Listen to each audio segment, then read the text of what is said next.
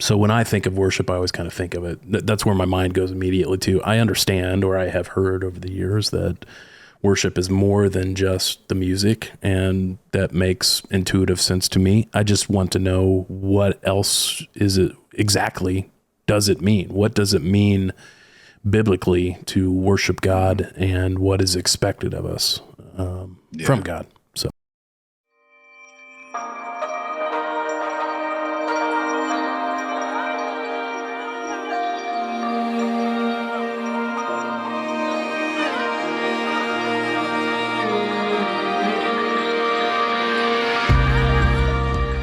Welcome back to the Rheology Podcast. Rheology is a nonprofit ministry that is centered around rethinking, researching, and rediscovery, a process that dives deep into the depths of an intimate partnership with God through a concept Jesus initiated called ecclesia. We strive to cultivate an environment that is not only safe to question and seek, but also one that is founded on the truths of partnership, words of hope that were uttered from the lips of Jesus himself. So in this podcast, we'll question Christian tradition, we'll investigate God myths, and we'll listen to those who are stirring, questioning, and desperately seeking more of what God is doing in and around us each day.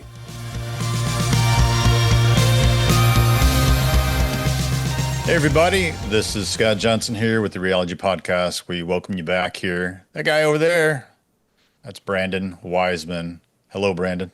Hello, Scott. And Brandon and I get together and we talk about all kinds of stuff that pertain to God, Jesus, Christianity, and ultimately what all of that has to do with us. And so that's what the Rheology podcast is all about. That's what Rheology is kind of all about, is digging deeper and asking questions on what God really meant when he said the things he said, and what God really meant when he had Jesus say the things that he said, and what those things have to do with our lives. And so today we're continuing a little series we do called God, Coffee, and Questions. I don't have coffee today, Brandon, but I do have a brew. It's different kind of brew. It's root beer. Root beer. Nice. Root beer. Yeah, we move these recordings. Frosted mug. Yeah. Yeah, that's key. That's crucial for that. Yeah. Yeah, we move these recordings to the afternoon. It's a little tough to be drinking coffee this late in the afternoon. Especially for me, when I work in a coffee shop all day long, I don't really want to drink coffee. But what do you got? McAllister's, what is it? Diet Dr. Pepper. That's your brew. Yeah. This is Frosty. Nice. I haven't had that. Beer since 1939. I am a little Southern bit of a thing? root beer snob. It's actually a northern thing. I've been thrilled to see it in southern, of all places, Aldi. Oh, okay. Yeah, that's Aldi, right? That's their MO. They have these weird random stuff, and you better get it. If you don't get it when you're there, it'll be gone, and we'll never ever have it again. So I grabbed 2 little things of 4 bottles because I kind of grew up on Frosty root beer. Nice. But it's a root beer that actually has all natural, not all, maybe not all natural flavorings, but it definitely has like pure cane sugar and sarsaparilla. Sarsaparilla. I'm going to drink this. This is my okay. It's better than mine. I don't have a Frosty mug either. That's good. Needed that. Well, as Brandon and I were joking off camera, I'm barely ready to do this. So we're going to do that. Hey, we want to say this every time. If you're watching this on YouTube, first of all, thanks. And would love for you to consider subscribing to the channel so that you could, you'll never miss when we do this. And right now we're kind of doing them like twice a month. But also you can just, hit the little like button. That's massive if you would do that. If this pertains to you, if you really think, man, this is like really up my alley, and other people that you think this would be really up their alley too, go ahead and share it with them. That'd be great. We'd appreciate it. If you're listening to this on wherever you find your podcasts audio wise, again, we ask you to do the same kind of stuff. Let us know you're out there. And if you want to go to our Instagram account, or you can even leave comments here, let us know the questions that you may be going through or thinking about because we'll put them in. We'll put it Yeah. in the rotation with all the stuff that's on Brandon's mind. We'll throw them in there too. Because Yeah. Otherwise, this is just like my own personal counseling session that I get to have a couple times a month with everybody watching. yeah, but everybody's probably going, oh man, I'm so glad he asked that question. We'll see. Okay, so let's do this. What are we talking about today? Question for today is about worship. So, well, even going back to Fortville, when we were there together, we led worship together. And I've been not leading, but playing in a worship band for a couple decades at this point.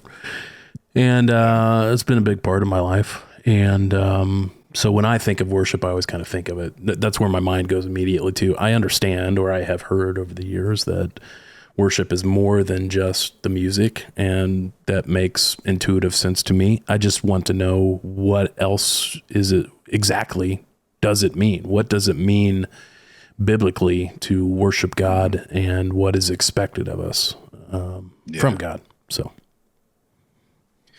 well, you're bringing up our past and our history together. Obviously, for those listening or watching that don't know, Brandon was actually he's just a teenager boy when I came to town and became his youth minister. So yes, you turning 40 this year, by the way. Yeah. Why did you do that, man? Oh man, that's a low blow. Anyway, yes. So I was only 16 when I met you. No, it doesn't work. Close. Okay. So yeah, you helped me lead worship, and worship's a real tricky word because we use it again, we talk about words that are just used so flippantly in the realm of Christianity that we come to see them as either connected to like 4 or 5 different definitions that are super loose, or in this case, like really one. Yeah. Right. It's what we do on Sunday morning. We go to God's house and we worship Him.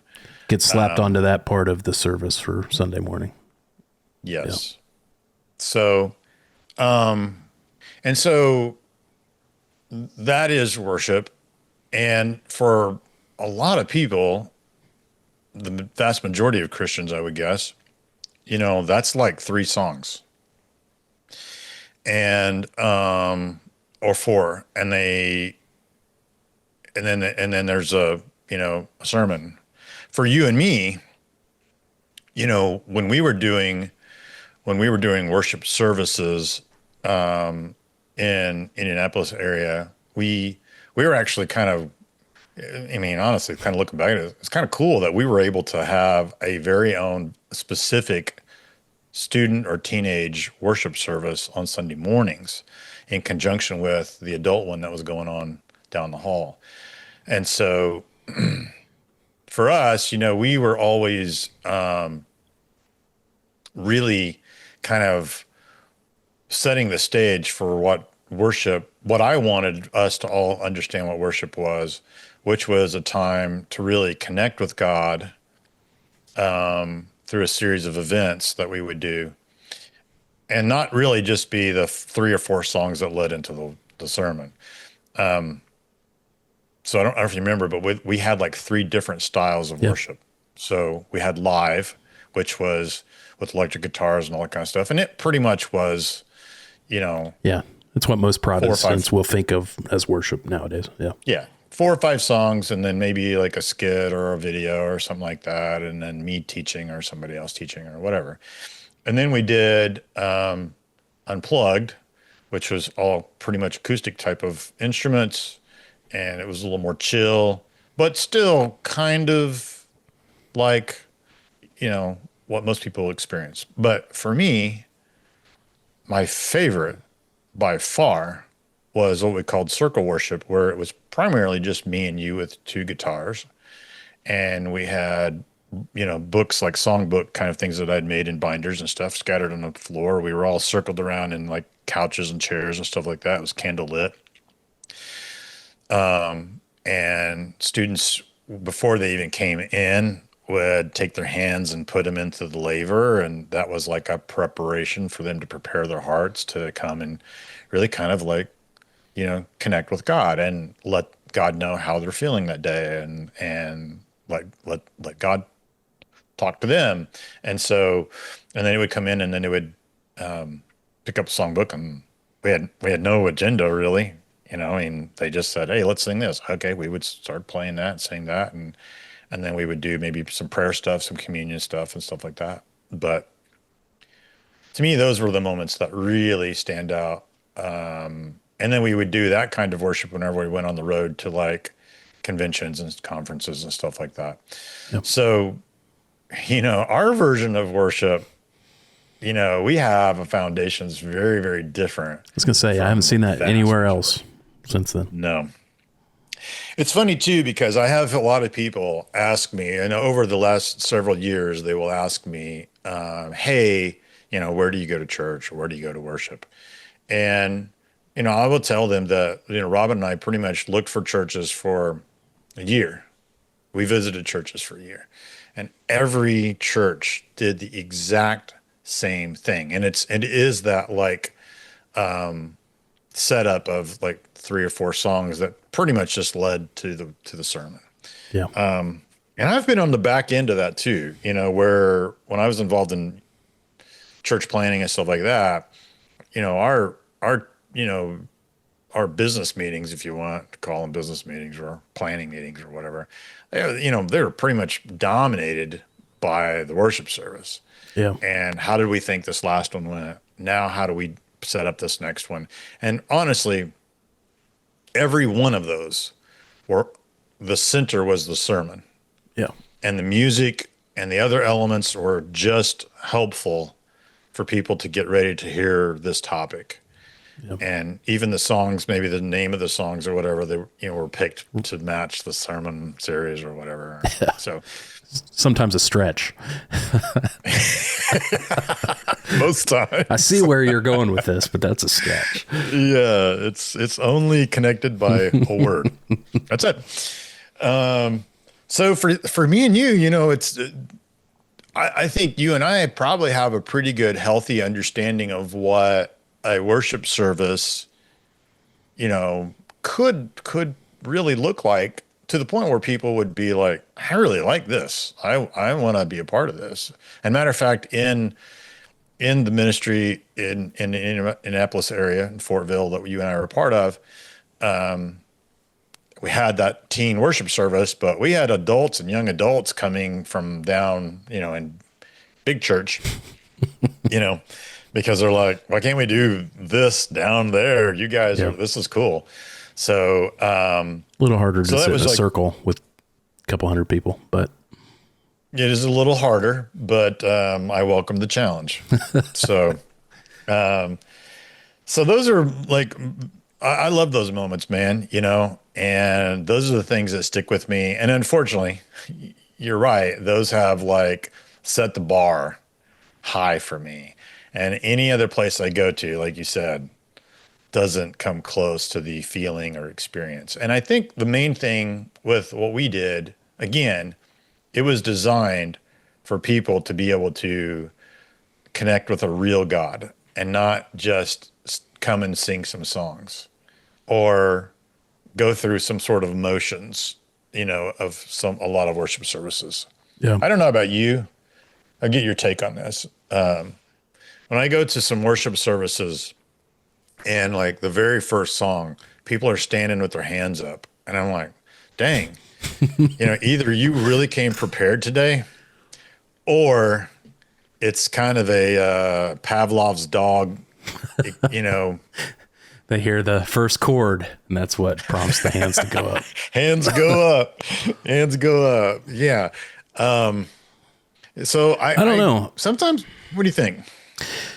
Yeah, I definitely see that. I don't want to ascribe, obviously, neither do you, I know, negative intentions to anybody that doesn't deserve them. But I have to imagine there's a spectrum of people, some of which are more on the line of, this is a kind of just a thing we do, or this is a response. And then there are others who have genuinely, before they got there, started the worship process on their own. And so they're already in the midst of it. So, yeah. Yeah, I would say that there are people who've experienced worship for the first time. That's like maybe they came up with a Catholic background or something like Yeah. that, and they're like, "Oh my gosh, this is like so freeing," or whatever. Yeah. And so for them, they're ready to raise their hands. Yeah. I think about the vast majority of people though that don't, and the vast majority of people who don't even sing, and are they just kind of stand. And I wonder for them if they go, this is worship to God. This is what God wants, is this. And because I can't imagine that they probably don't just really feel it, Yeah. I've never been a hand raiser, No, but there have nor been have I. several moments. Yeah. There have been several, where I've been involved in a worship service and I became extremely emotional, and I felt that I was connecting with God. And I think another thing too, to say this, to be a little more clear on what we did. One of the things that I always said to our students was this, is that you are coming to this place to put a smile on God's face. That's what you're doing. The connection here isn't about, hey, God, fill me up and make me feel better, as we're like rubbing Aladdin's lamp and all that kind of stuff. It was really more of like, I'm coming to serve you. I'm coming to present you with like my offerings almost, which my offerings are, to let you know how I feel about you. And I'm trying to make you happy here. Because the cool thing is that if you make God happy, if you spend a lot of your energy making him happy and emptying yourself, then God then fills you back up and overflowing, as scripture says. And so it's a cool little symbiotic kind of a deal, because I'm coming and pouring myself out to God. And the cool thing is that when he's pleased, that flows into us and fills us back up. Okay, so Brandon, I thought that we would talk about if we're talking about worship and what it is, and as we've said, you and I experienced, maybe an American version of worship, and what we see as worship in a different way. But I thought it would probably be smart for us to kind of go back through the Old Testament, New Testament, and look at what the word is there, because as we know, and I want to say this too, I think Christians are super afraid to challenge translations. It's like the idea, this idea that for instance, some people have about the King James version.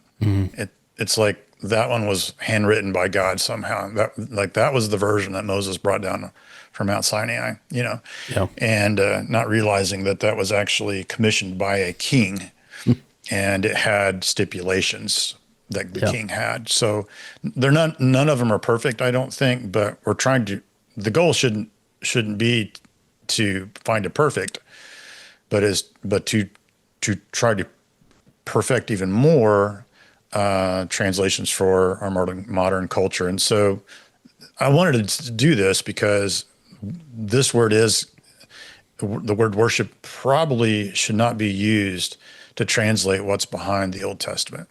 And I'll tell you why. So in the Old Testament, let's say, for instance, there's Genesis 22, verse 5. And this is when Abraham finally gets a son, right? It's in Isaac. God finally fulfills his promise. And now, as we talked about a few episodes ago, now God has asked him to go and offer his son up to God. And so this is what Abraham, when they get there, this is what he says in Genesis 22:5. Says, so he said to his servants, because he had people come with him to go do this. This wasn't just a 10-minute little jaunt. They were going to go over here and do this. It was probably like a weekend, a guy's retreat in a weird way. The worst one ever. The worst one ever. It turned out okay, but whoa. So Abraham says to his servants, hey, you two stay here with the donkey while the boy and I go up there, and we will, here's the word, worship, and then we'll return to you. And so the word worship here is the Hebrew word shachah, or shakah, however you want to do it, if you don't want to spit phlegm at somebody. Shachah. It literally means to bow down in a prostrate form, not prostate. That's the something different. Something way different. But to bow down, fully prostrate, to the ground, literally. And it's basically a show of respect, a show of humility, allegiance, fidelity, devotion. And if you think of not only was this like something that was done as an Eastern cultural kind of a deal, but I mean, you can simply think of like kings, people bowing down to kings and stuff. Have you ever, do you have HBO Max? You guys subscribe? We did for a while. We don't anymore. Did for a while? Yeah. They have a miniseries show called John Adams. Did you see that or no? So I think, I'm a huge history buff, and this is just a miniseries, limited series on John Adams. And the second president of the U.S. Is that who we're talking about? Yes. Yep. Okay. Yeah. And it kind of talks about his involvement, how he's obviously, he's a signer to the Declaration. He's super, super involved. Yep. And so there's a scene, though, after America or the colony defeats the British Army, and John Adams is asked to be an envoy and an ambassador to England.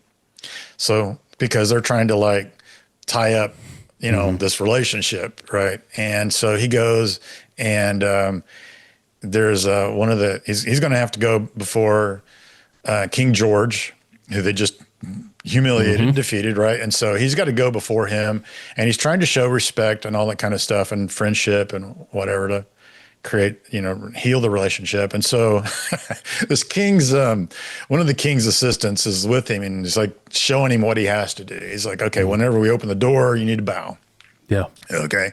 You need to step 5 steps in and bow again. You need to move to your left like 5 steps and bow again, and take 5 steps forward and bow again. It's okay. And like he's showing him like, so let's see your bow. And, John Adams is getting down there and his knees are cracking and stuff. And he's like, okay, you need to go lower. And he tries to go lower, and he's like, no, you need to go lower. And he makes a comment like, sir, if I go any lower, I'll be matched with the dust on the floor. So like, this is the idea, right, of like going lower and lower and lower. This Hebrew word occurs 179 times in the Old Testament. And most of the time it is translated as bowing down. And for some reason, we, in other areas, we've translated as worship. And maybe, I don't know this, but maybe in certain aspects where it's translated as worship, it's being used to, as a life devotion towards somebody, not just to a show of respect. Because we have in Genesis 33, Jacob and Esau, the two brothers, and Jacob steals his brother's, Esau's birthright, and he has to flee for his life. So years later, he gets word that his brother's looking for him, and he's freaking out and panicking, and there's no way to get around it. He's going to have to meet his brother. He's actually asked all of his entourage and family and everything to go like across the river to like go into safety, and then he'll meet his brother. And so what does he do in Genesis 33 when he reunites his brother? He bows down to the ground, prostrate to the ground 7 times. It makes me think of John Adams, right? Yeah, right. 7 different times he's bowing down all the way down to the ground. You might abdicate that he's just like scared to death his brother's going to kill him and seek revenge. But the bottom line, he's just trying to show a sign of respect. And so that's not translated as worship there. Yeah. So who knows? The word for sure is never really actually used as the act of singing or dancing or praising or anything really connected to what we would see as worship, as we've said before, like a worship service. It's not really connected to that. Even when, and you probably haven't looked this up yet, but I'm just throwing this at you. Even when like David talks about worshiping with, he says, his famous, I'll become even more undignified than this, when he's, leading the march there, and he's got, I think it mentions musical instruments and stuff, but maybe he doesn't use the word worship there. Well, I mean, the thing is like what we definitely know is that Old Testament worship, or if we said it a different way, if we said Old Testament devotion to God leads to like sacrifice and offerings and festivals and singing and dancing and praising. It leads to those things because that's what devotion requires, like in the Old Testament, right? So if you're going to go and devote yourself to God, or, shachah, God, then, and it's a full-on life devotion, that requires, in a weird way, as we've said before, sacrifice. It requires offering. It requires, doing the festivals. It requires singing. So it's like, I'm going to worship with sacrifice, right? I'm going to show my dedication by singing, but it doesn't replace dancing. I worshiped the Lord. And that we're supposed to automatically know that was dancing. No. It would be more along the lines, I worshiped the Lord. I devoted myself to the Lord by singing praises to him. So we've narrowed it. So our English word worship narrows that concept down much more than what it means in the Hebrew Bible. Right. Because today we could say, well, I worshiped the Lord on Sunday, because we were singing. We sang songs. And it's like, well, those two things aren't the same. Right. So matter of fact, if we go look at the New Testament, then this is one of my favorite words in the New Testament. I love this word. It's called proskuneo, and that's the Greek equivalent here to the Hebrew. So proskuneo literally means the act of your dog licking a dog licking its master's hand. Right.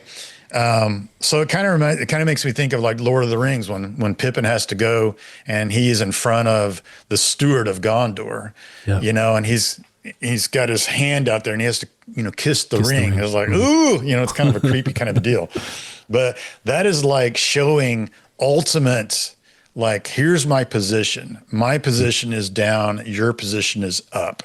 And so even in this Hebrew culture or this Eastern culture, it's not just Hebrew. It's also like this. The Hebrew word also is like the symbolic idea of taking a fig and how do they get the oil out of the fig, right? Or they have to press this thing down, or an olive, right? They have to press it. And the idea of pressing that, it becomes very, very, very thin, very small. So it's humility. The same idea. Humility. Yeah. It's being pressed all the way down. And it's basically being able to say, hey, here's the deal. Like with Jacob, he's not saying I've come to devote my life to you, but I'm come to you to let you know that it's almost like saying, I was wrong. Yeah. You're right. I'm down. You're up. And so we see one of the first things we see with the word worship in the New Testament is Matthew 2:2, where the Magi have figured out, hey, there's a new king being born. Let's go check it out. And they say, where's the one who is born King of the Jews? For we saw his star when it rose and have come to worship him. Now, did they come to sing songs to him? No. Did they come to devote their lives to him? Probably not. But they did come to, respect him and honor him and show a deep amount of respect for another king. So basically, when you see the word worship throughout all of the Old Testament and even the New Testament, it's really this idea of going low. It's this idea of really, of self-sacrifice, kind of like what we talked about a living sacrifice is, right? So like if you want to get with God and you want to be a part of this ecclesia, this partnership, well, there's two pieces of the puzzle.